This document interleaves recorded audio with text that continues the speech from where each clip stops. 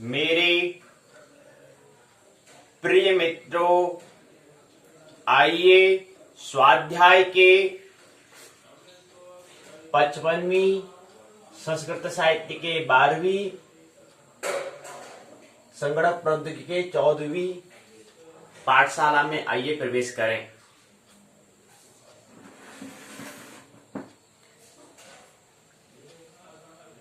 नवंबर 2020 भूमंच ज्योतिष पाठशाला स्वाध्याय दिवस 55वां संस्कृत साहित्य का 12वां है, संगणक प्रौद्योगिकी का 14वें दिवस में आइए प्रवेश करें। उत्तराखंड मुक्त विश्वविद्यालय हल्द्वानी के पाठ्यक्रम के तहत पाठ्यक्रम पर सिलेबस पर हम यहाँ पर चर्चा करते हैं। पाठशाला के दूसरे भाग में, पहले भाग में हम पाठचर्या प्रश्नोत्तर चर्चा पर हम बात करते हैं, वार्तालाप करते हैं। और पाठशाला के भाग 2 होते हैं, ये हम जानते हैं। पहला भाग पाठ्यचर्या प्रश्नोत्तर चर्चा, दूसरा भाग है पाठ्यक्रम अर्थात पाठ्य चर्चा। आइए आज की पाठशाला को आगे बढ़ाएं। उससे पहले कुछ सूचना है। आज की जो हमारी पाठ्यचर्या के अंतर्गत प्रश्नोत्तर चर्चा है, 2 भाग, यहाँ भी 2 चरण इसके होंगे। पहले चरण में सूचना लेंगे, उसके बाद दूसरे चरण में संगणक प्रौद्योगिकी को समझने का प्रयास हम करेंगे। उसके बाद फिर दूसरे भाग में हम प्रवेश करेंगे। आइए पहले कुछ बात समझना चाहते हैं। रविंद्रनाथ टैगोर कुछ कहना चाह रहे हैं। प्रसिद्ध कवि हैं, 6000 कविता लिखने का इनको श्रेय जाता है, इसलिए महाकवि में इनका नाम आता है। तो कुछ कहना चाहते हैं, कुछ सूचना दे रहे हैं। प्रत्येक शिशु इस पृथ्वी पर यह संदेश लेकर आता है, प्रत्येक शिशु इस पृथ्वी पर यह संदेश लेकर आता है कि ईश्वर अभी मनुष्य से निराश नहीं हुआ है। ये सूचना रविन्द्रनाथ टैगोर। एक सूचना और है, ईश्वर के प्रेम में पागल हो जाओ। आध्यात्मिक गुरु हैं रामकृष्ण परमहंस कुछ कहना चाह रहे हैं। आइए उसकी बात को समझने का प्रयास करें। तुम्हारे लिए अब यही रास्ता है कि ईश्वर के पद्म जो हैं, चरण जो हैं, उनमें क्या लगाओ? मन लगाओ। अपना मन क्या करना है? उनके प्रभु के चरणों में हमें क्या करना है? लगाना है। उन्हें पा लेने पर सब कुछ प्राप्त हो जाता है। पागल हो जाओ, ईश्वर के प्रेम में पागल हो जाओ। ऐसे कौन कहते हैं? रामकृष्ण परमहंस कहते हैं। रामकृष्ण परमहंस क्या है? आध्यात्मिक गुरु हैं, अंतस जगत की अंतस्थूल ब्रह्म को जानने वाले ब्रह्म ज्ञानी हम उसको कह सकते हैं। कुछ कहना चाह रहे हैं, ऐसे मुझे। मैंने माँ से प्रार्थना की थी और यह कहा था कि माँ, मैं लोक सम्मान नहीं चाहता, अष्ट सिद्धियां तो क्या, मैं शत सिद्धियां भी नहीं चाहता, मैं देह सुख भी नहीं चाहता। माँ, बस यही करो कि तुम्हारे पाद पद्म में मेरी शुद्ध भक्ति बनी रहे। आध्यात्म रामायण में इसका वर्णन है कि लक्ष्मण ने एक बार राम से पूछा, आप तो कितने ही रूपों और कितने ही भावों में रहा करते हैं, ऐसे में मैं आपको कैसे पहचान पाऊंगा? इस पर राम ने कहा, भाई एक बात समझो, जहां उर्जिता भक्ति है वहां मैं अवश्य हूं। उर्जिता भक्ति के होने पर भक्त हंसता है, रोता है, नाचता है, गाता है। झूमो, नाचो, गाओ, मस्त रहो, इस संदेश गाता है। अगर किसी में ऐसी भक्ति हो तो निश्चय ही समझना कि ईश्वर वहां मौजूद है। चैतन्य देव को ऐसा ही हुआ था। तुम लोग खुशामद वाली बातों में कभी मत आना। यह दुनिया का नियम है कि विषयी आदमियों को देखकर खुशामद करने वाले अपने आप उपस्थित हो जाते हैं। जैसे मरा हुआ बैल देखकर दुनिया भर के गिद्ध इकट्ठा हो जाते हैं। विषयी आदमियों में कुछ सार नहीं, जैसे गोबर की टोकरी खुशामद करने वाले आकर कहेंगे आप बहुत दानी हैं, बड़े ज्ञानी हैं, बड़े विज्ञानी हैं, इसे बात की बात ही मत समझो, इसे बात की बात ही मत समझो। क्यों? क्योंकि इसके साथ डंडे भी हैं। यह आखिर क्या है? कुछ संसारी ब्राह्मणों और पंडितों को लेकर दिन रात बैठे रहना और उनकी खुशामद सुनना। संसारी आदमी गुलाम है, फिर उनमें सार कैसे रह सकता है? मुखियाई और सरपंच की क्या जरूरत है? यह सब तो बहुत किया। जो लोग इन कामों में रमते हैं उनकी दूसरी ही श्रेणी है। तुम्हारे लिए अब तो यह है कि ईश्वर के पाद पद्मों में मन लगाओ। उन्हें पा लेने पर सब कुछ प्राप्त हो जाता है। पागल हो जाओ, दीवाने हो जाओ, जैसे मीरा दीवानी हो जाती है, मस्त हो जाती है, पुरुषों के संग में डांस कर रही है, वो कर रही, नृत्य कर रही है, लोग लाश सबसे खो दिए, बेच दी है। वहां के जो समाज में कहता है, क्या मीरा तो शर्म नहीं आती है, पुरुषों के मध्य में डांस कर रही, नाच कर रही, नृत्य कर रही है, सब लोग लाख ने बेच दी है। जहर पिला देते हैं उनको घर वाले।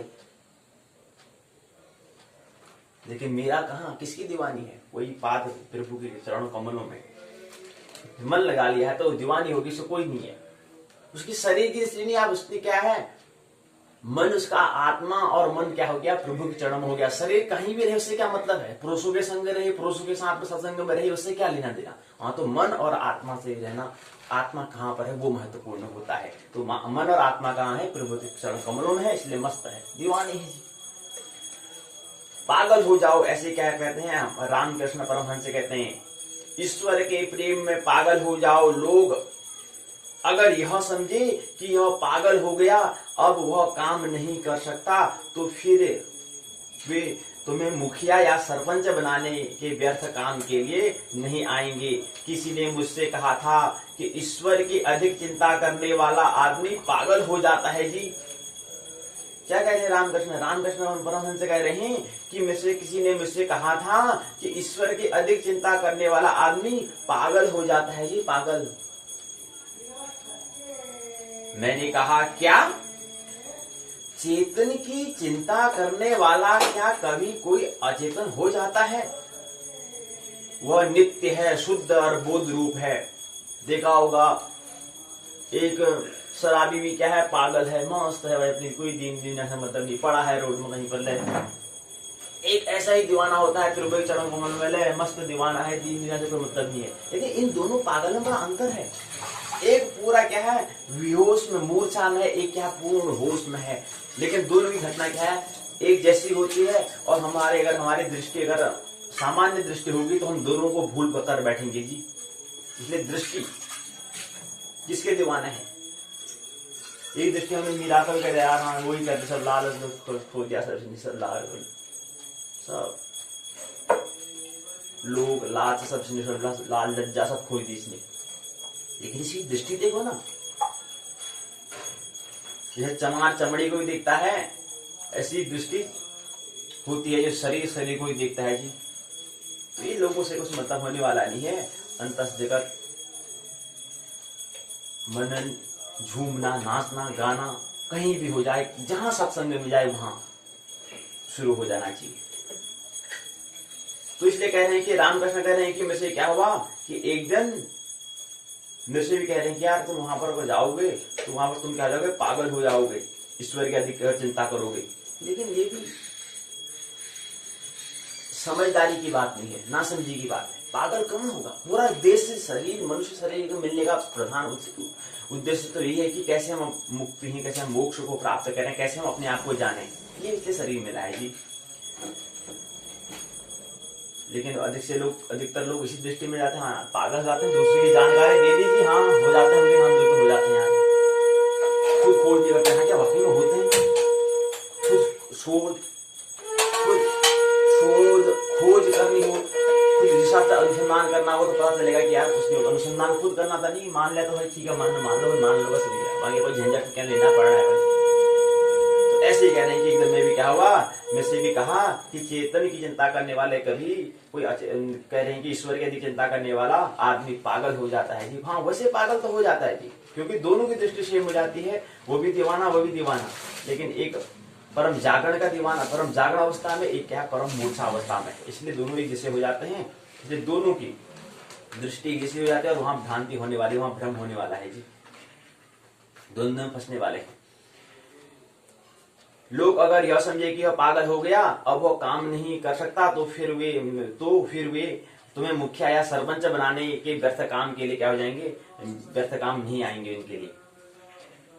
क्या दीवाना है, इसको कुछ काम, क्या बनाएंगे, सरपंच क्या बनेंगे, इसको राष्ट्रपति क्या बनेंगे, इसको प्रधानमंत्री क्या बनाएंगे, इसको मुख्यमंत्री क्या करेंगे, तो पागल से कुछ भी नहीं आता है, मस्त रहता तो कोई सब व्यर्थ हो जाएगा, कोई इसको देखने वाला नहीं है आपसे, और आपके लोग बड़ा मस्त हो जाएगा, बड़ा आनंद में, और ठीक है। वो सरपंच बनाने के व्यर्थ काम के लिए फिर आपको नहीं आएंगे आपके पास। किसी ने मुझसे कहा कि ईश्वर के अधिक चिंता करने वाला आदमी पागल हो जाता है। मैंने कहा क्या चेतन की चिंता करने वाला क्या कभी कोई अचेतन हो जाता है? वह नित्य है, शुद्ध और बोध रूप है, उन्हीं के ज्ञान से लोगों में ज्ञान है, उन्हीं की चेतना से सब में चेतन हो रहा है। जहां तक मां काली बात है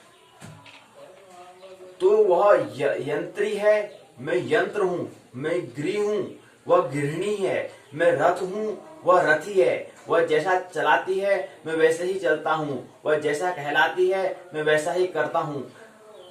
कलिकाल में दूसरी तरह की देववाणी नहीं होती, परंतु बालक या पागल के मुंह से देववाणी होती है। देवता बोलते हैं, आदमी कभी गुरु नहीं हो सकता, आदमी कभी गुरु नहीं हो सकता, ईश्वर की कृपा से ही सब कुछ होता है जी। पाप और अज्ञान सब कुछ उनकी कृपा होने पर क्षण भर में मिट जाता है। आदमी यही कर सकता है कि वह बहुत सी बातें बता सकता है, अंत में सब कुछ तो ईश्वर के हाथ में ही है। वकील कहता है, मुझे जो कुछ कहना था वह मैंने कह दिया है, अब फैसला कौन करेगा? न्यायाधीश करेंगे भाई, उनके हाथ में है। जो मुख्य न्यायाधीश जो हमने बैठा है, चीफ जस्टिस जो है वो करेंगे भाई। हमने तो वकील ने कहा, हमने जो कहना था कह दिया भाई। अब अंतिम निर्णय क्या है? न्यायाधीश के हाथ में है। ऐसे ईश्वर के हाथ, परमात्मा के हाथ में पूरा निर्णय होता है। ठीक वैसे ही इस ब्रह्मांड में फैसला, डिसीजन अंतिम किसका होता है? ईश्वर का होता है, परमात्मा का होता है, परमात्मा के हाथ में है। मनुष्य तो ईश्वर के सामने अपनी दलील ही रख सकता है। ब्रह्म निष्क्रिय है, वह सृष्टि स्थिति प्रलय आदि कार्य करते हैं, तब उन्हें आदि शक्ति हम कहते हैं जी। वह सृष्टि भी, स्थिति भी और प्रलय भी। सृष्टि क्या होती है? सृष्टि में होता है सृजन करना, निर्माण करना किसी चीज का, और स्थिति में होता है मध्यम, और प्रलय होता है फिर उसका विध्वंस हो जाना, जिसका जो प्रकृति में जो कृति था, कृति का पुनः क्या हो जाएगा? प्रकृति शब्द में नाम सुना होगा, कृति। प्रकृति मतलब कृति से पहले भवन नहीं बना था, भवन क्या हो गया? कृति हो गया। लेकिन इससे पहले क्या था? जो भवन में जो ईंट इत्यादि जो थे वो क्या थे? पहले प्रकृति थे, या कहें पदार्थ थे। तो बाद में उसको आकार दिया, तो ईंट बना, ईंट को फिर आकार देकर हमने क्या भवन बना दिया, तो भवन क्या हो गया? कृति हो गया। तो ऐसे ही करेंगे, तो कृति सृष्टि हुई, और स्थिति मतलब क्या? मध्यम होना, उसके बाद फिर क्या कुछ समय के बाद प्रलय हो जाना, जिसको हम कह सकते हैं लय और प्रलय, उसको हम कहेंगे।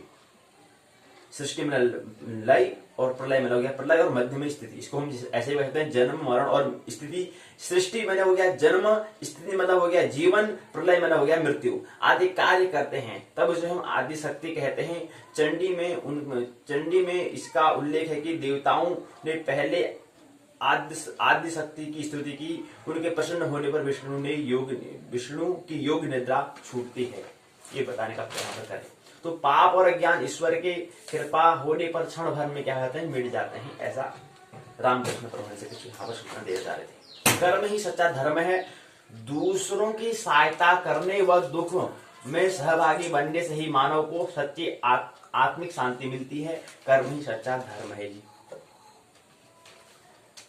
ये बना के प्रयास। यहाँ पर एक बात और है, बुद्ध का एक वचन है, महत्वपूर्ण वचन है, इसको समझते हैं।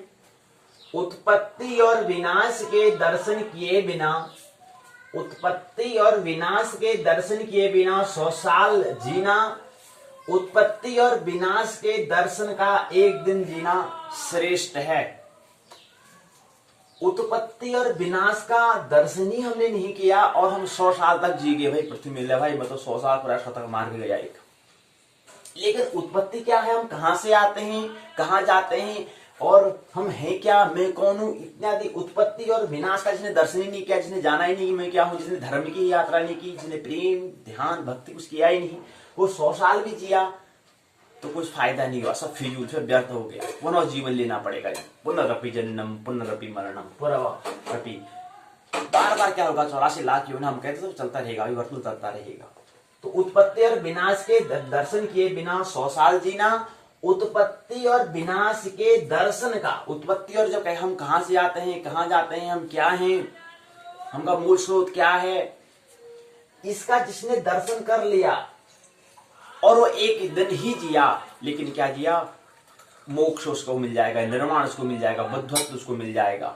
उसके बाद फिर पुनरपि जन्म पुनरपि मरणम वाली यात्रा नहीं होगी, फिर उस चक्कर में अब नहीं पड़ने वाला है। तो इसलिए बुद्ध कहते हैं कि एक सूत्र बताया कि उत्पत्ति और विनाश के दर्शन किए बिना 100 साल जीना, उत्पत्ति और विनाश के दर्शन का एक दिन जीना श्रेष्ठ कर है। और आप यहाँ पर देखा होगा स्वामी विवेकानंद 36 वर्ष की उम्र में क्या हो गए थे, यहाँ से विदा हो गए थे। पूरे यहाँ पर उत्पत्ति और विनाश का उन्होंने दर्शन किया था। तो 36 साल जी बहुत अल्प आयु की, अल्प आयु की कितनी 36 वर्ष होती है, 72 आयु की मध्य आयु होती है और दीर्घायु 120 वर्ष की दीर्घायु होती है। 108 120 करीब हम मानते हैं, कलयुग की आयु 120 हम कहते हैं, तो 108 से 120 करीब मान लेते हैं, तो वो क्या है, दीर्घायु कहते हैं। तो 36 वर्ष में क्या जान लिया, समझ लिया क्या चीज हो रहा है। तो ये यहाँ पर बुद्ध बताना चाहते थे, इसको समझने का प्रयास करें। और एक बात और यहाँ पर, आनंद शांति सुख दुख और मोह माया ममता, ये जो हम कह रहे हैं ये क्या है, प्राथमिक चरण में मोह माया ममता में हम फंसते हैं। लेकिन जैसे हमारा मन की चिकित्सा होती है, फिर इसका आगे वाला जो क्रम होता है वह होता है दुख का, और दुख से फिर आगे भी यात्रा होती है, उसका नाम है सुख, और सुख से भी आगे यात्रा होती है, उसका नाम है शांति, और शांति से भी आगे यात्रा होती है आनंद। और हम क्या है, चैतन्य, हम आनंद स्वरूप में हम स्थित होना है। आनंद प्रतीक है ब्रह्म का, शांति प्रतीक है प्रकृति के अंदर सत्वगुण का, और उसके बाद रजोगुण का प्रतीक, प्रकृति के अंदर 3 गुण है, 3 गुण में कौन आता है, शांति सुख और दुख। सतोगुण रजोगुण और तमोगुण, तमोगुण प्रधान है दुखी होना, हम दुखी है तो इसका मतलब तमोगुण विधान है हम। और सुख अगर हम कर रहे हैं तो हम क्या है, सुखी, हम मस्त हो रहे हैं, मतलब सुख में कर रहा हूँ। जब सुखी आ रहा फर्स्ट खुशी से सुखी को मारने लग गया, जब दुखी आ रहा हूँ रोने लग गया, तो ये क्या है, प्रकृति के हम दोनों गुण में अभी क्या है अटके पड़े हैं। लेकिन जब क्या है, जब हम सतोगुणी भी हो जाते हैं तो हम क्या कहते हैं, शांति भी, इन दोनों के मध्य में हम रहते हैं। सुख आए तो भी ठीक, दुख आए तो भी ठीक, कोई उद्विग्न नहीं हो रहा, कोई चहल पहल नहीं करनी, भाई मैं ही बनी गया स्टार, से कुछ नहीं करना है जी। तो ये 3 गुण यहाँ पर दिखा रहे हैं, सुख दुख शांति, सुख शांति सुख दुख, सत्व रज और तम। उसका मोह माया ममता जो हम कहते हैं, ये क्या है, मध्यम स्थिति है। मन का क्या है, उपचार का प्राथमिक जो हम मानते हैं, मन का जो बीमारी जो रोग है उसका नाम हम मोह माया हम कहते हैं। लेकिन इन सबसे आगे यात्रा में आनंद में, अर्थात हमें ब्रह्म में हमें स्थित होना होता है, ब्रह्म स्थित हमें होना होता है। तो यहीं पर क्या है, दूसरी हमने समझने का प्रयास किया। आइए पाठशाला के भाग 1 के पहला चरण पूरा होता है, दूसरे चरण में आइए प्रवेश करें। दूसरा चरण है getting started with Microsoft Windows. Microsoft Windows XP के साथ शुरुआत कीजिए। एक्सपी विंडोज एक्सपी के साथ हमें क्या करना है, शुरुआत हमें करना है। आइए, तो माइक्रोसॉफ्ट विंडोज एक्सपी के साथ शुरुआत हमें करना है। कल हमने समझने का प्रयास किया कि माइक्रोसॉफ्ट के संस्थापक कौन है, कोई किसने इसको किया। आज से 45 वर्ष पूर्व क्या होता है, इसका अस्तित्व में ये माइक्रोसॉफ्ट आया था। और माइक्रोसॉफ्ट क्या होता है इस पर तो बात हम करेंगे, लेकिन ये किसने बनाया, इसके संस्थापक कौन है, ये कैसे आया, ये क्या चीज होता है, तो उसी को हम समझने के यहाँ पर शुरुआत करेंगे, आगे हम समझेंगे। तो पहला सत्र, इसमें सत्र दिया हुआ है, तो पहला सत्र है, दूसरा सत्र है, तीसरा सत्र है, चौथा सत्र है, 5वां सत्र। 5 सत्र में इस अध्याय को समझने का हम प्रयास करेंगे। 5 सत्र इसमें दिए हुए हैं, 5 भाग में इसको समझने का हम प्रयास करेंगे। तो पहला भाग है using the start menu. Start menu start menu का हमें प्रयोग कैसे यूजिंग उसको करते हैं, कैसे उपयोग में लाते हैं, इसको समझने का प्रयास पहले सत्र एक में समझने का प्रयास करेंगे। तो स्टार्ट मेन्यू में भी क्या होता है, कमांड्स होते हैं जी। जैसे आर्मी में कमांड्स होते हैं ना, मतलब पूरी सेना होती है, सेना को टुकड़ियों को बांट दिया जाता है, तो उसमें कमांड कर देते हैं क्षेत्र, इस वाले क्षेत्र में ये दिखेगा, इस वाले क्षेत्र में दिखेगा, इस क्षेत्र दिखेगा। तो ऐसे ही क्या है, जो स्टार्ट मेन्यू है इसमें भी कमांड्स होते हैं। कितने कमांड्स होते हैं, मुख्य तो ये होते हैं, और भी ज्यादा हो सकते हैं। तो पहला है माई कंप्यूटर है, दूसरा माई डॉक्यूमेंट्स है, तीसरा है माई रिसेंट डॉक्यूमेंट है, अगला है माई पिक्चर्स, अगला है माई म्यूजिक, अगला ये क्या है, मुख्य बता रखे हैं। और भी भाग हो सकते हैं, और भी कमांड्स हो सकते हैं। तो इतना ख्याल रखना चाहिए कि स्टार्ट मेन्यू में कमांड्स होते हैं जी। जैसे सेना में होते हैं, जैसे आर्मी में होते हैं, या अन्य सेना में, वायुसेना, जल, थल, जो भी है तीनों सेना में कोई भी कमांड से होते हैं, ऐसे यहाँ पर भी मेन्यू में, स्टार्ट मेन्यू भी कमांड से होते हैं, भाग होते हैं। ये काम इसको, इसका काम ये होगा, इसके अंदर ये बात आती है, इसके अंदर ये होगी, ये बात हमें समझिए। तो यहाँ पर हम इसके अंदर आगे जो है माई नेटवर्क प्लेसेस को समझने का प्रयास करेंगे। माई नेटवर्क प्लेसेस क्या होता है, अगला है कंट्रोल पैनल क्या होता है, फिर प्रिंटर और फैक्स क्या होता है, इसको समझेंगे। हेल्प और सपोर्ट क्या है, इसको समझने का प्रयास करेंगे। सर्च क्या है, इसको समझने का प्रयास हम करेंगे। और उसके बाद रन क्या है, इसको समझने का हम प्रयास तो आएगी आज की पाठशाला में करते हैं। आइए तो समझिए इसको कि क्या चीज है। स्टार्ट मेन्यू का उपयोग, यूजिंग दी स्टार्ट मेन्यू, विभिन्न एप्लीकेशन को चलाने के लिए विंडोज एक्सपी एक प्लेटफॉर्म उपलब्ध कराता है जी। किसी एप्लीकेशन को शुरू करने के लिए स्टार्ट मेन्यू पर हमें क्लिक करना होता है, इससे स्टार्ट मेन्यू हमें दिखाई देता है। इसमें विंडोज एक्सपी से सहायता प्राप्त करने के लिए विभिन्न प्रकार के कमांड्स होते हैं। स्टार्ट मेन्यू में कमांड की सूची यहाँ पर दी गई है, और यहाँ पर चित्र भी हमें दिखाया गया है। देखो यहाँ पर चित्र में भी समझाने का हमने प्रयास किया है। माई document, my picture, my music, my computer, my network places, control panel, ये सब क्या है, कमांड्स हैं। इसको समझाने का प्रयास यहाँ पर हमने किया है। ये तस्वीर में कुछ कमांडों को आगे तीर का, कुछ कमांडों के आगे तीर का निशान होता है। जब माउस को पॉइंटर पर लाते हैं तब यह उप मेन्यू को प्रदर्शित करता है। स्टार्ट मेन्यू में अनेक प्रकार के कमांड्स भी होते हैं, जैसे कि my computer, my documents, my recent document, my pictures, my music आदि क्या होते हैं, कमांड्स होते हैं। माई डॉक्यूमेंट से क्या होता है, आइए इसको समझते हैं। तो माई डॉक्यूमेंट से क्या होता है, जब आप स्टार्ट मेन्यू में माई डॉक्यूमेंट्स में क्लिक करते हैं। अब माई डॉक्यूमेंट से क्या होता है, माई डॉक्यूमेंट्स में होता है दस्तावेज, और माई में होता है मेरा दस्तावेज करके एक फोल्डर बना हुआ होता है, उस आइकन बना हुआ होता है। उसमें क्या होता है, माई डॉक्यूमेंट में दस्तावेज होते हैं। अब क्या होते हैं, उसको समझाने का प्रयास बता रहे हैं। जब आप स्टार्ट मेन्यू में माई डॉक्यूमेंट में क्लिक करते हैं तो माई डॉक्यूमेंट से फोल्डर खुल जाता है। फोल्डर होता है, एक फोल्डर का नाम है, फोल्डर का अलग अलग नाम यहाँ पर दिया गया है। तो फोल्डर का नाम माई डॉक्यूमेंट है, फोल्डर का नाम माई रिसेंट डॉक्यूमेंट्स है, माई पिक्चर्स, माई म्यूजिक्स। जब आप म्यूजिक डालेंगे तो उस फोल्डर के अंदर हम डाल देंगे, उस आइकन के उसके अंदर हम डाल देंगे उसको। तो माई डॉक्यूमेंट क्या है, जब स्टार्ट मेन्यू पर माई डॉक्यूमेंट में आप क्लिक करते हैं तब माई डॉक्यूमेंट फोल्डर खुल जाता है। यह उन फाइलों और फोल्डर को रखता है जिसे आप आमतौर पर प्रयोग करते हैं। आपके द्वारा सेव किया हुआ कोई भी डॉक्यूमेंट, कोई भी दस्तावेज अपने आप माई डॉक्यूमेंट में स्टोर हो जाता है, वहां पर क्या जाता है, संग्रहित हो जाता है।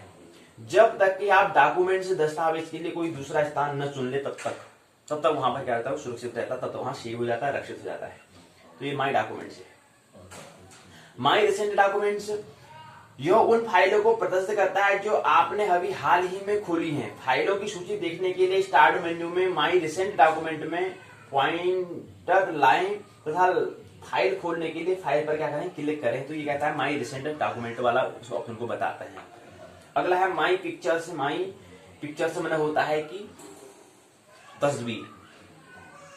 जब आप स्टार्ट मेन्यू में माई पिक्चर्स पर क्लिक करते हैं तो माई पिक्चर्स फोल्डर खुल जाता है। माई पिक्चर्स में पिक्चर्स, तस्वीर, फाइल जैसे जेपीजी, जीआईएफ, बीएमपी आदि स्टोर होते हैं। माई म्यूजिक में क्या होता है, माई म्यूजिक मतलब माई मेरा संगीत, म्यूजिक संगीत, उसके बारे में हम बता रहे हैं। जब आप स्टार्ट मेन्यू पर माई म्यूजिक कमांड पर क्लिक करते हैं, क्या है, कमांड है, ये सब जो बता रहे हैं। इसके स्टार्ट मेन्यू के अंदर कमांड्स होते हैं जी, ये कमांडों को बताने का प्रयास करें। कमांड है माई document, my recent document, my pictures, my music, my computers, इसका क्या कमांड्स हैं, अलग अलग भाग दिए हुए। तो आप इसके भाग में अगर मैं म्यूजिक सुनना तो इस वाले कमांड में मेरे को जाना पड़ेगा, माई म्यूजिक, उसके अंदर संगीत आपको मिल जाएगा। अगर संगीत सुनने का मन करे तो वहां मिल जाएगा आपको, पिक्चर देखनी तस्वीर देखनी तो वहां पर मिल जाएगा आपको। इसी अलग अलग बात करेंगे। पिक्चर डॉक्यूमेंट दस्तावेज आपको मिल जाएगा फोल्डर, उस वाले फोल्डर के अंदर जाओगे, इसका नाम क्या होगा, माई डॉक्यूमेंट, माई रिसेंट डॉक्यूमेंट, माई डॉक्यूमेंट जहां पर लिखा होगा वहां पर हमें जाना होगा, उस कमांड इससे हमें जाना होगा। तो माई म्यूजिक हम बता रहे हैं। तो माई म्यूजिक में क्या रहता है, जब आप स्टार्ट मेन्यू पर माई म्यूजिक कमांड पर क्लिक करते हैं तब माई म्यूजिक फोल्डर खुल जाता है। जो संगीत की फाइलें आप सेव करते हैं वो माई म्यूजिक फोल्डर पर स्टोर हो जाती है, मतलब वहां पर रखी जाती है, वहां पर संगीत हो जाती है। माई नेटवर्क प्लेस, जब आप स्टार्ट मेन्यू पर माई नेटवर्क प्लेस कमांड पर क्लिक करते हैं तब माई नेटवर्क प्लेस की विंडो खुलती है और यह विंडो नेटवर्क में कंप्यूटर की सूची को क्या करती है, प्रदर्शित करती है जी। जब आप स्टार्ट मेन्यू में माई नेटवर्क प्लेसेस कमांड पर क्लिक करते हैं तब माई नेटवर्क प्लेसेस की क्या है, विंडो खुल जाती है। अर्थात विंडो मीन्स क्या, खिड़की खुल जाती है। विंडो मतलब क्या है, खिड़की। जैसे हम खिड़की खोलते ना, उजाला में आता है, ऐसे ही विंडो खोलेंगे तो हमें क्या दिख जाएगा, तब वहां पर हमें विंडो खुलती है तो वहां पर हमें नेटवर्क, जैसे ही वहां पर क्लिक करते हैं तब माई नेटवर्क प्लेस की विंडो खुलती है और यह विंडो नेटवर्क में कंप्यूटर की सूची को प्रदर्शित करता है। उसके अंदर हम कुछ दिखाता, अच्छा ये विंडो खुली, अच्छा जैसे हम विंडो खोलते हैं ना वैसे ही खुलती है वो, हमारे हाथ से खोलते हैं, बटन हम दबाते हैं खुल जाता है। यहाँ हम अपनी विंडो यहाँ पर खोलेंगे, ये थोड़ा सूक्ष्म तल पर है, थोड़ा स्थूल तल पर। यहाँ पर विंडो खोलते हैं, खिड़की खोलते हैं, हाँ दिखता है यार, सूर्य दिखा, बाहर देखते हैं, झांकते हैं, कौन देखते हैं। तो ऐसे हम विंडो यहाँ पर बटन करते हैं, वहां पर ऐसे विंडो खुलता है कुछ, तो विंडो खुलेगा तो वहां पर अंदर कुछ हमें दिखाई देता है। तो वहां पर विंडो नेटवर्क में कंप्यूटर की सूची में यहाँ पर प्रदर्शित करती है। कंट्रोल पैनल क्या होता है, जब आप स्टार्ट मेन्यू में कंट्रोल पैनल पर क्लिक करते हैं तब इसकी विंडो खुलती है, फिर खिड़की खुलती है, फिर विंडो में खिड़की खुलती है, खिड़की खुलती है। यह खिड़की आपके कंप्यूटर की कार्यप्रणाली और दृश्यता को नियंत्रण करने में प्रयोग होती है। जैसे कंट्रोल पैनल में माउस आइकन से आप माउस पॉइंटर के आकार में बदलाव कर सकते हैं। आप कंट्रोल पैनल की सहायता से नए हार्डवेयर और सॉफ्टवेयर अपने कंप्यूटर में जोड़ सकते हैं। हमने कहा कि वेयर दो होते हैं, सॉफ्ट और हार्डवेयर और सॉफ्टवेयर अपने कंप्यूटर में जोड़ सकते हैं। कंट्रोल पैनल की सहायता से नए हार्डवेयर और नए सॉफ्टवेयर अपने कंप्यूटर में जोड़ सकते हैं।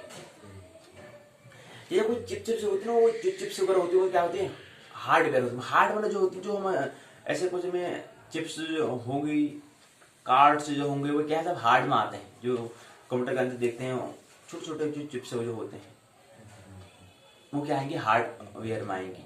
और जो क्या है उसके अंदर सॉफ्टवेयर भी होते हैं कुछ, वो सॉफ्टवेयर में कहलाती है। तो हार्ड और सॉफ्ट ही होता है, कोमल मुलायम और एक कठोर, मुलायम कठोर, वो यहाँ पर बात की है।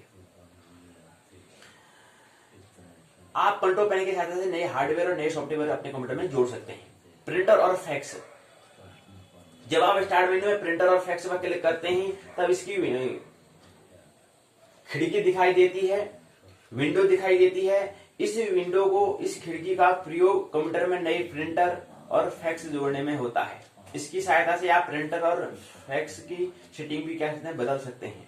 हेल्प और सपोर्ट, सहायता और क्या सपोर्ट देना है उसके बारे में। जब आप हेल्थ और सपोर्ट पर स्टार्ट मेन्यू में क्लिक करते हैं तब इसकी है विंडो में अर्थात खिड़की हमें दिखाई देती है। वह विंडो अर्थात खिड़की विंडोज के विभिन्न बिंदुओं पर जानकारी क्या करती है, उपलब्ध कराती है। अगला है सर्च, जब आप स्टार्ट मेन्यू में सर्च पर क्लिक करते हैं तब इसकी विंडो दिखाई देती है। इसकी सहायता से आप कंप्यूटर पर फाइल फोल्डर खोज सकते हैं। अगला आता है रन, इसकी सहायता से हम फाइल और प्रोग्रामों को सीधे खोल सकते हैं। ऐसा करने के लिए नेम बॉक्स में फाइल या एप्लीकेशन का नाम लिखकर और तब ओके पर क्लिक करके ये क्या करता है, रन करता है। क्लिक करके उसको कर सकते हैं, ओके कर सकते हैं। ओके पर क्लिक करेंगे तो क्या हो जाएगा, उस वो फाइल बॉक्स पर एप्लीकेशन का नाम ले देंगे तो ओके हो जाएगा, ठीक हो जाएगा, अच्छा हो जाएगा। जो हम करना चाहते हैं वो काम पूर्ण हो जाता है, ओके हम उसको कहते हैं। जो काम पूर्ण हो जाता है उसको ओके कहते हैं। ओके बस मस्त, ठीक है, अच्छा जी, ओके वाला होता है अच्छा ठीक। तो ये है 17(1) में ये बात हमें समझनी है। ये बात हमने यहाँ पर सूचना को ली। अब आइए पाठशाला के दूसरी भाग में प्रवेश करें। उत्तराखंड मुक्त विश्वविद्यालय के पाठ्यक्रम के तहत इकाई दूसरी है। 5 अलंकारों पर यहाँ पर समझने का प्रयास करेंगे आज की पाठशाला में। अतिशयोक्ति, कौन से अलंकार? उत्तराखंड मुक्त विश्वविद्यालय के यहाँ पर संस्कृत साहित्य की जो स्नातक प्रथम वर्ष का जो विषय जो है संस्कृत साहित्य है, पहला प्रश्न पत्र है और 12वीं पाठशाला आज है। तो इसको जो उत्तराखंड मुक्त विश्वविद्यालय इसको व्यक्त करता है SL 101 नाटक अलंकार छंद। इस पुस्तक का नाम दिया है नाटक अलंकार छंद। इस पुस्तक का नाम दिया है नाटक अलंकार छंद। इस पुस्तक का नाम दिया हुआ है। इसके अंतर्गत हम खंड 1, 2 को हमने समझ लिया है। खंड तीसरे में हम प्रवेश करे हुए हैं। तीसरे खंड का नाम है अलंकार अर्थात चंद्रालोक पंचम युग के ही अंतर्गत जो चंद्रालोक पंचम युग है उसके अंतर्गत हम अलंकार को लेने का प्रयास यहाँ पर कर रहे हैं। और उसके बाद कुछ एक इकाई होगी जिसमें हम छंद को भी समझने का प्रयास करेंगे, इसलिए इकाई का नाम अलंकार और छंद बन जाता है। इससे पहले दूसरी इकाई में केवल अलंकार था और इससे पहले इकाई में केवल अभिज्ञान शाकुंतलम खंड का नाम दिया हुआ था। तो 3 खंड थे। अभिज्ञान शाकुंतलम पहला खंड था, दूसरा अलंकार था, तीसरा अलंकार और छंद। ये 3 क्या है इकाइयां हैं। तो हमने समझने का प्रयास करा। इकाई आज दूसरी है, खंड तीसरे की आज दूसरी इकाई है। उसका नाम है, इसके अंतर्गत 5 हम वहां पर अलंकार को समझने का प्रयास करेंगे। पहला है अतिशयोक्ति, दूसरा है निदर्शना, तीसरा है तुल्य योग्यता, चौथा अर्थात्पत्ति, अर्थजन उत्पत्ति तो अर्थात्पत्ति, चौथा 5वां है काव्यलिंग अलंकार। ये 5 अलंकारों को समझने का हम प्रयास करेंगे। इकाई की यहाँ पर रूपरेखा दी है। प्रस्तावना, उद्देश्य, अतिशयोक्ति अलंकार। इसके अंतर्गत 5 अलंकार दिए हैं। अक्रम, अत्यंत, चपल, संबंध, भेदक। आक्रमक अतिशयोक्ति, अत्यंत अतिशयोक्ति, चपल अतिशयोक्ति, संबंध अतिशयोक्ति, भेदक अतिशयोक्ति। ये क्या है? 5 इसके क्या है? अतिशयोक्ति अलंकार। जो पहला अलंकार है आज की इकाई का, जो पहला अलंकार अतिशयोक्ति, इसके अंदर 5 अलंकार आते हैं इन अलंकार को। तो आज हम क्या है 5 अलंकारों पर बात करेंगे और पहला अतिशयोक्ति जो अलंकार है उसके अंदर 5 भाग है, ये हमें ख्याल रखना है। इसके बाद निदर्शन अलंकार आता है, तुल्य योग्यता अलंकार आता है, अर्थात्पत्ति और काव्यलिंग अलंकार आता है। सारांश, पारिभाषिक शब्दावली, अभ्यास प्रश्न के उत्तर, संदर्भ ग्रंथ सूची, सहायक उपयोगी पाठ्य सामग्री, निबंधात्मक प्रश्न। प्रश्न पूछा है तुल्य योग्यता, छोटा प्रश्न पूछा गया है तुल्य योग्यता अलंकार को स्व उदाहरण लक्षण सहित समझाइए। हमने कहा था इसमें क्या महत्वपूर्ण होता है? परिभाषा, लक्षण, उदाहरण, कभी व्याख्या भी होता है, लेकिन मुख्य लक्षण और उदाहरण ही पूछता है। कभी कोई परिभाषा ही पूछ लेगा, छोटा प्रश्न होगा तो परिभाषा पूछ लेगा, बड़ा प्रश्न होगा तो परिभाषा, लक्षण, उदाहरण। मुख्य पूछेगा लक्षण और उदाहरण, लक्षण सहित उदाहरण बताइए। लक्षण उदाहरण पूछ लेगा, लक्षण इसका बताओ, ढंग इसका बताओ और उदाहरण इसका बताओ। तो मुख्य बड़े वाले में ये पूछ लेगा, छोटे वाले में परिभाषा पूछ लेगा। तो छोटा और बड़ा प्रश्न 2 प्रश्न इस तरह से कर सकते हैं। आइए पहले प्रस्तावना में प्रवेश करें। अतिशयोक्ति, निदर्शना, तुल्य योग्यता, अर्थात्पत्ति और काव्यलिंग, 5 अलंकार को समझने का प्रयास हम करेंगे। निदर्शन अलंकार में वस्तु के असंभव संबंध से उपमा की परिकल्पना होती है। अतिशयोक्ति को कहा जाता है प्रसिद्धि का उल्लंघन करने वाली उक्ति को हम अतिशयोक्ति कहते हैं ना। अतिशयोक्ति बात हो रही है, सिर से ऊपर जा रही है, मतलब बात क्या हो रही है? अतिशयोक्ति हो रही है, मतलब जो क्या है एक सीमा है उससे बाहर बात हो रही है, ये अतिशयोक्ति हो रही है। नाम से समझ में आ रहा है अतिशयोक्ति। जो हम सोच रहे थे वो सोच से ऊपर ही बात करना। तो प्रसिद्धि का उल्लंघन करने वाले उक्ति को, ऐसे विचार को जो क्या कर रहे हैं, जो प्रसिद्धि मतलब सीमा है उससे बाहर बात जो हो रही है, ऐसी उक्ति को हम अतिशयोक्ति कहते हैं। निदर्शना अलंकार में वस्तु के असंभव संबंध से उपमा की परिकल्पना होती है। दूसरा अलंकार है निदर्शना। इसमें क्या होता है? इस निदर्शना अलंकार में वस्तु के असंभव संबंध से उपमा की क्या होते हैं? उपमा की परिकल्पना होती है। तो असंभव संबंध से उपमा की परिकल्पना होती है किसमें? निदर्शन अलंकार में। इसी प्रकार प्रस्तुत और अप्रस्तुत के एक क्रियाओं की समानता में तुल्य योग्यता, अगला जो है वह तुल्य योग्यता। तुल्य योग्यता में क्या होता है कि प्रस्तुत और अप्रस्तुत के एक क्रियाओं की समानता में तुल्य योग्यता होती है। एक किंतु एक पदार्थ के वर्णन करते समय जब दूसरे पदार्थ का अस्तित्व स्वतः ही सिद्ध हो जाए तो वह कहलाता है अर्थाधन उत्पत्ति, अर्थात पत्ति कहलाता है, अलंकार हो जाता है। और ऐसे ही काव्य लिंग अलंकार होता है। काव्य में काव्य हो गया, लिंग अलंकार काव्य से संबंधित जो होगा उसको काव्य लिंग अलंकार कहेंगे। यहाँ पर हमने उपमेय और उपमान को समझा था। जैसे हम कहते हैं ना प्रस्तुति भूमंच ज्योतिष पाठशाला, तो यहाँ पर प्रस्तुति शब्द यहाँ पर दिया हुआ है, तो प्रस्तुत और प्रस्तुति से, प्रस्तुत शब्द से प्रस्तुति बना है, तो प्रस्तुत मतलब होता है उपमेय और अप्रस्तुत मतलब होता है उपमान। तो जहां पर प्रस्तुति हम कह रहे हैं भूमंच ज्योतिष बीजेपी भूमंच ज्योतिष पाठशाला से यहाँ पर प्रस्तुति की जा रही है। प्रस्तुति प्रस्तुत करता है जो कहते हैं, तो जो प्रस्तुत मतलब होता है उपमेय होता है और उपमान अप्रस्तुत होता है, वो क्या होता है अपमान उपमान होता है। उपमेय और उपमान दो शब्दों के समझना चाहिए। यहाँ पर उद्देश्य पांच उद्देश्यों को हम बताने का प्रयास किया है। अतिशयोक्ति अलंकार क्या होता है?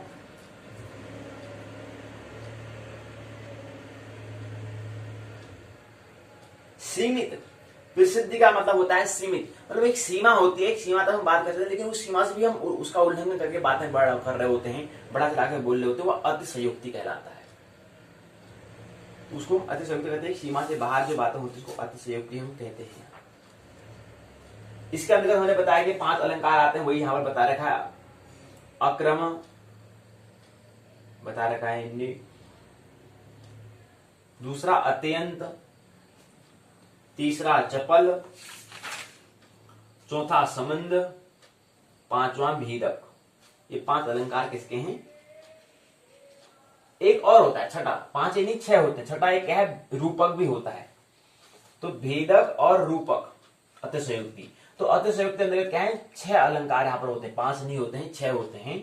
छठा भी होता है, छठा का नाम क्या है? रूपक भी यहाँ पर होता है। रूपक धन अतिशयोक्ति, तो बन जाता है रूप का अतिशयोक्ति बन जाता है। ये क्या है? 6 अलंकार इसके अतिशयोक्ति के अंदर दिए गए हैं। प्रश्न यहाँ पर पूछे गए जयदेव में अतिशयोक्ति के भेद बल कितने हैं बताओ।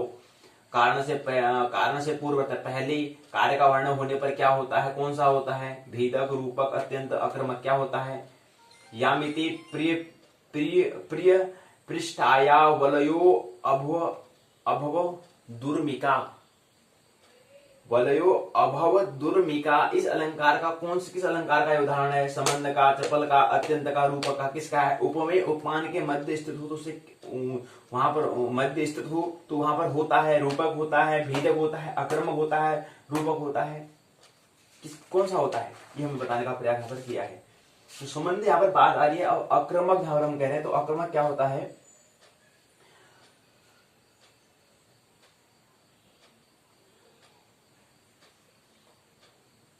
इसका लक्षण उदाहरण क्या है? इसका लक्षण है जहां कार्य और कारण एक ही समय पर एक साथ उपस्थित होता है, उसको अक्रमक अतिशयोक्ति हम कहते हैं। अक्रमातिशयोक्ति अलंकार उसको हम कहेंगे। जहां पर क्या होगा? जहां पर कार्य और कारण एक ही समय में एक साथ उपस्थित होगा, उसको हम अक्रमातिशयोक्ति अलंकार कहेंगे।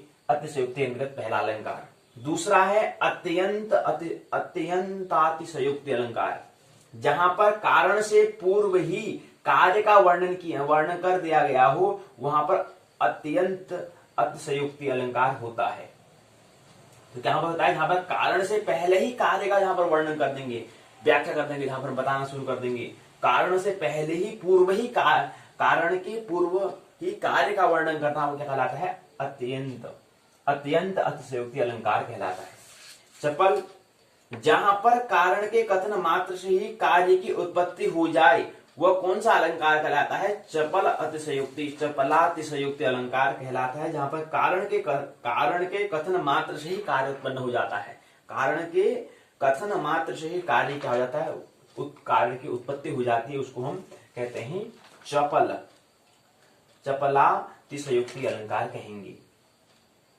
जैसे पति के मैं जा रहा हूं कथन शून्य मात्र से ही नायिका की अंगूठी हाथ का कंगन बन गई।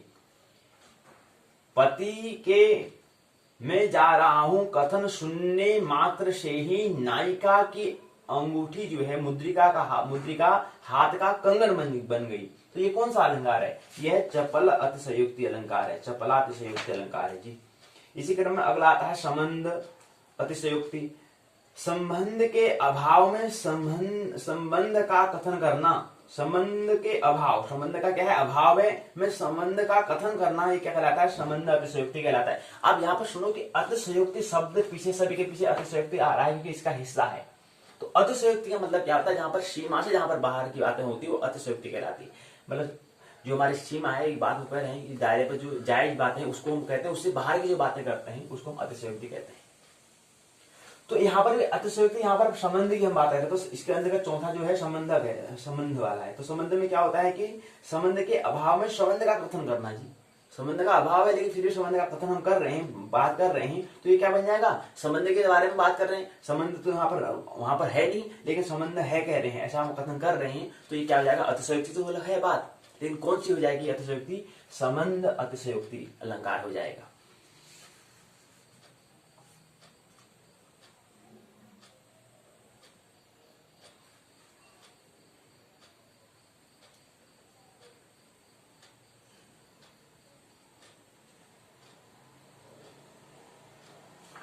कोई किसी से कहता है देखो राजा प्रसाद अट्टालिका के अग्रभाग में स्थित चंद्रमा सुशोभित हो रहा है।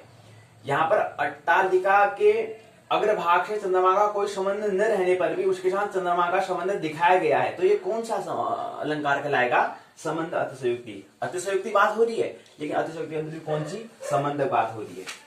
तो इसी क्रम में अगला है भेदक और रूपक।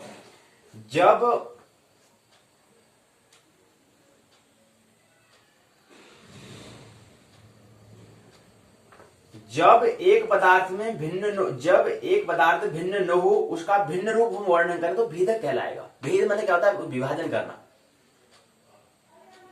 भेद करना मतलब विभाजन करना, उसको अलग करना।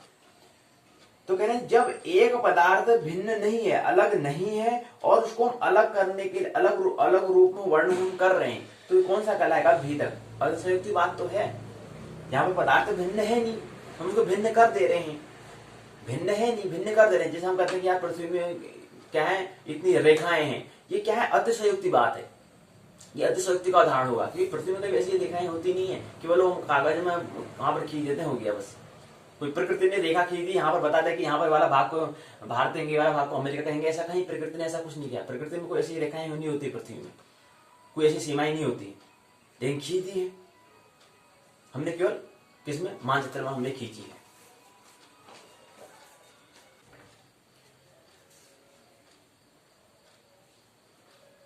अतिशयोक्ति बात क्या होती है, कोई पृथ्वी में कोई ऐसी रेखाएं खींची नहीं है लेकिन हम कहते हैं हाँ खींच जाइए, देश है अपना देश है, अपना देश का हम ऐसा करते हैं, तो ऐसा नहीं, कोई रेखा नहीं, अतिशयोक्ति बात है। वो क्या है, अतिशयोक्ति बात है, केवल इसको हमने समझने के लिए हमने बात यहाँ पर की गई है।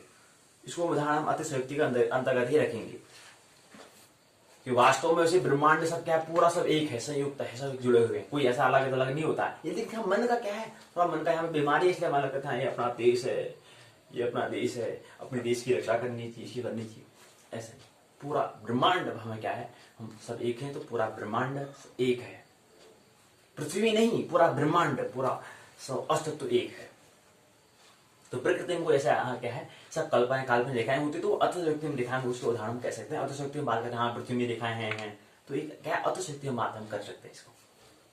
तो ऐसे शब्द में और भी होता होगा, कहीं पर देखेंगे तो वहां पर अतिशयोक्ति बात होगी, तो कौन सा अलंकार हो जाएगा, वो अतिशयोक्ति अलंकार हो जाएगा। और अतिशयोक्ति यहाँ पर संबंध के बारे में बात होगा, जहां भेदक, जहां भेद करने वाला, जहां भेद नहीं है, वो अलग अलग नहीं है, लेकिन उसको अलग हम कर रहे हैं। देखो ना, पहले बात सुन लो कि भेदक है नहीं, वो भेदक मतलब क्या होता है कि वो भिन्न भिन्न है नहीं, लेकिन उसको हम कह रहे हैं कि भिन्न भिन्न हम उसको दिखा रहे हैं। तो ये ऐसा करना मतलब जो चीज नहीं है उसको करना, वो क्या कहलाता है, अतिशयोक्ति कहलाता है। अर्थात माया का मतलब क्या है, माया का मतलब यही है, मोह का मतलब भी तो ये होता है, मोह माया ममता जो, इसका मतलब भी तो यही होता है। इसका मतलब क्या है कि वहां पर हमें लगता है कि ऐसा हो, लेकिन वास्तव में ऐसा होता नहीं है। तो ये मोह माया ममता क्या अतिशयोक्ति में आता है। जैसे हम मन का उपचार होता है, अच्छा लगता है यार है ही नहीं, मृग मरीचिका आप देखते हैं यहाँ पर रेगिस्तान में बना हुआ होता है, जब जाते हैं तो वहां जाने को पानी कुछ मिलता ही नहीं है, लेकिन छाया ऐसी बनी कि वहां पानी होगा ऐसा हमें आभास होता है। कभी रेगिस्तान में पानी नहीं होता भाई, लेकिन हमें आभास है, उसकी प्रकृति किरणों, सूर्य किरणें ऐसी रेखा बन जाती है, तो हमें मरीचिका हमें लगता है, तो हमें आभास होता है कि हाँ पानी जैसा होगा। जाते हैं तो कुछ भी नहीं मिलता है। तो ऐसे ही क्या है वहां पर, है तो नहीं लेकिन हमें आभास को हो रहा है, तो ऐसे आभास को उसको हम अतिशयोक्ति हम कहते हैं। उदाहरण समझने के लिए बात समझ में आ जाएगी तो उसको अपनी भाषा में लिख लेंगे।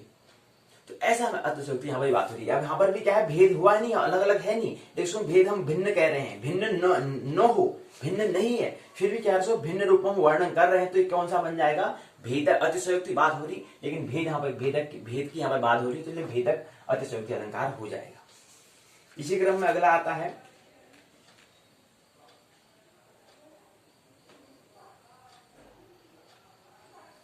बाला के वक्ष स्थल के सौंदर्य लीला कुछ और ही है, कह रहे हैं। बाला के वक्ष स्थल के सौंदर्य की लीला कुछ और ही है, ये क्या है, भेदक अतिशयोक्ति है।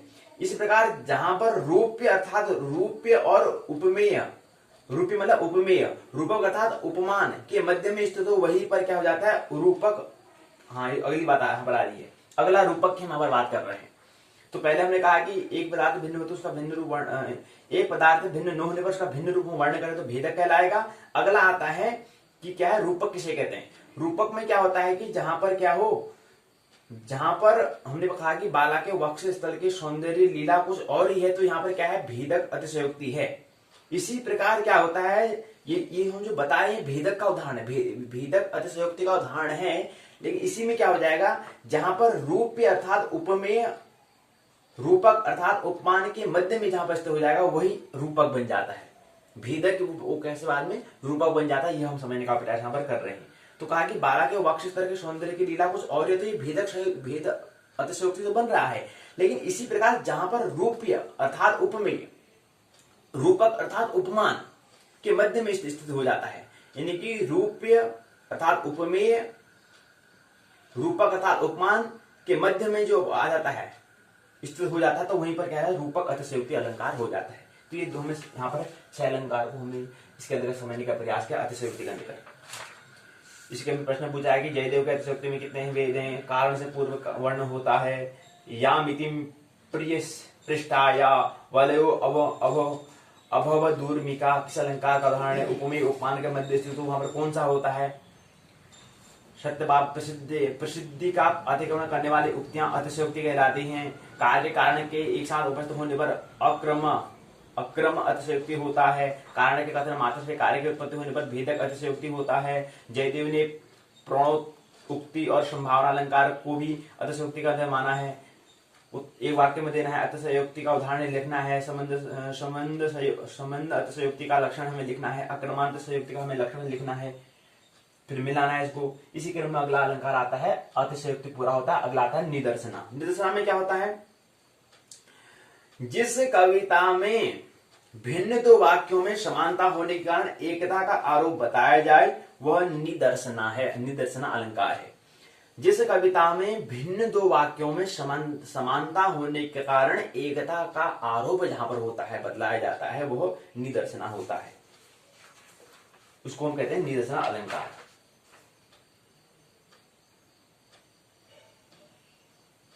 यहीं पर इसका शब्द और इसका लक्षण और उदाहरण, इसकी व्याख्या परिभाषा हम केवल थोड़ा सा इसको हम संक्षिप्त में चर्चा कर दे रहे हैं, ज्यादा इसका लक्षण उदाहरण हमें क्या करना, स्वयं हमें करना होगा। यहाँ पर पाठशाला वर्ष का जिक्र हम नहीं करेंगे, समय का अभाव के कारण विस्तार से बात नहीं कर पाएंगे। तो इसी क्रम में अगला आता है तुल्य योग्यता अलंकार। तीसरा अलंकार है तुल्य योग्यता। जिस कविता में अनेक क्रियाओं की समानता अनेक अप्रस्तुत पदार्थों के साथ दिखाई जाए उस कविता में तुल्य योग्यता अलंकार होता है। लक्षण उदाहरण प्रस्तुत करने के लिए यहाँ पर मित्र ने बताया है श्लोक, इसको हम समझने का प्रयास करते हैं। जहां क्रिया और गुण आदि के आधार पर अनेक अप्रस्तुत पदार्थों की समानता का वर्णन किया जाए वह तुल्य योग्यता अलंकार होता है। ये हमें समझने का प्रयास यहाँ पर करना है। लक्षण उदाहरण व्याख्या इसको स्वयं करेंगे, स्वयं करना होगा। फिर इसी क्रम में अगला है प्रश्न आप पूछे, भिन्न वाक्यों की समानता होने के कारण जहां एकता का आरोप हो कौन सा अलंकार होता है। निदर्शन अलंकार में नी का मतलब होता है, क्या होता है नी का मतलब, निदर्शन अलंकार हम बोल रहे तो इसका आगे नी है, तो नी का मतलब क्या होता है, निश्चय होता है, निषेध होता है, निसर्ग होता है, निसंदेह होता है। क्या होता है, अनेक पदार्थों के साथ समानता, अनेक प्रस्तुत और अप्रस्तुत पदार्थों के साथ दिखाया जाए उस कविता में होते हैं। कौन सा अलंकार होता है? सर्वेणी का मतलब होता है, सर्वेरिणी का मतलब होता है, क्या मतलब होता है? राजरानी होता है, विदुषी होता है, नेत्री होता है, या व्यभिचारी स्त्री होता है? क्या होता है? सर्वेणी का मतलब क्या होता है, बताओ।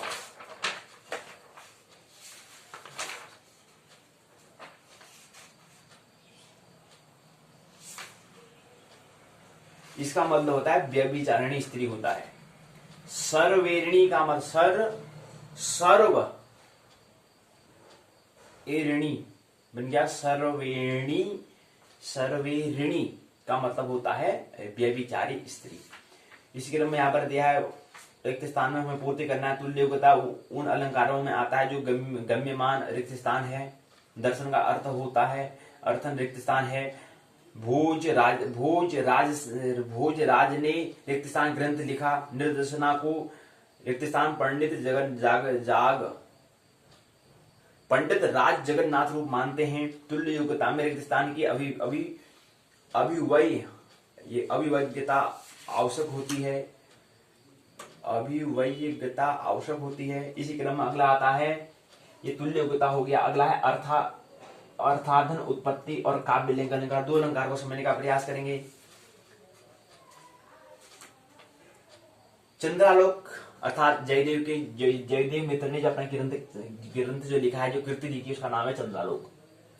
तो चंद्रालोक में अर्थात उत्पत्ति और काव्य लिंग दोनों न्यायपरक अलंकार कहले गए बतलाए हैं, किंतु अर्थ की चमकता अधिकता भी इसमें बहुत है। जयदेव के अनुसार अर्थाधन उत्पत्ति अलंकार की बात करते हैं।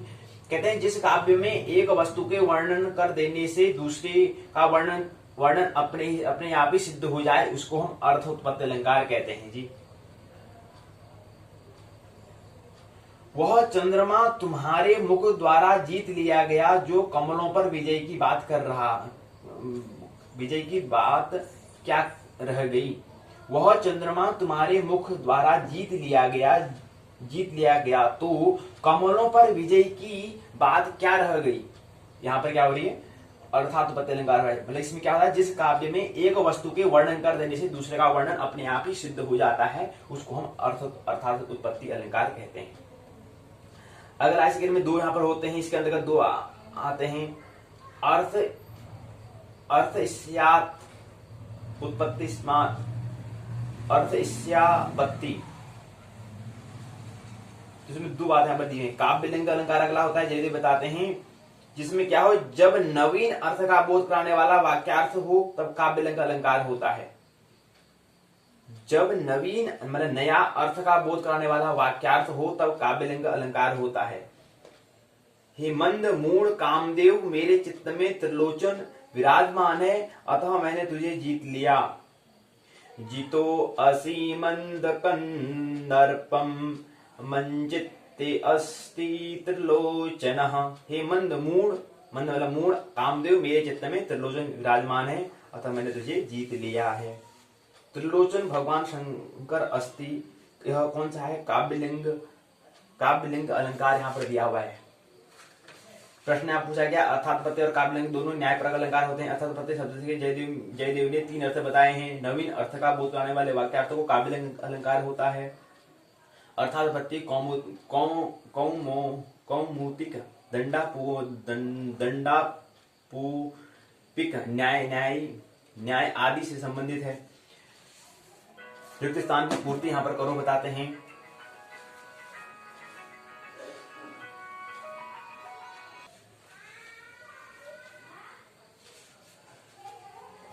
नवीन अर्थ का बोध करने वाले वाक्यार्थों को काव्यलिंग अलंकार में होता है। अर्थात्पत्ति कौमुदी की दंडापूपिक न्याय आदि से संबंधित है बताते हैं।